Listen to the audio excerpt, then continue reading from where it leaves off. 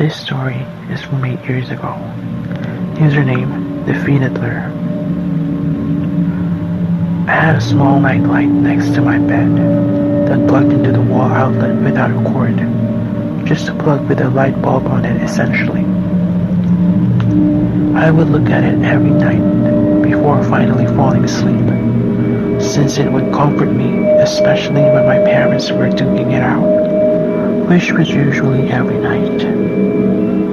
One night, I was in bed, and it was a few months after my grandmother had died, and my parents were fighting loud, a lot louder than usual. I had my pillow over my head and had pulled the covers up to where only my eyes were sticking out. I looked to my nightlight to comfort me. The calming glow washed over me, and I started falling asleep. Then things went dark. I woke up. The nightlight was out. I figured the bulb burned out, so I was calling my mom to help me change it. I was like 6. I didn't know how to do it.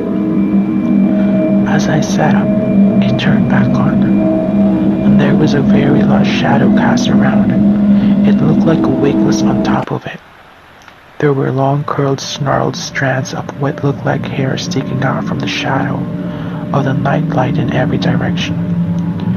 And I just looked at it, not really sure what to think. The shadow then moved up a little to refocus into what looked like a head wearing a wig for a split second, before going into a head with a halo around it, before disappearing entirely. The entire event was maybe only a few seconds. I went to investigate. I sat down next to it, turned it off, back on, nothing. Unplugged it, nothing. Plugged it back in, nothing. So I crawled back to my bed and reached out to turn it back on.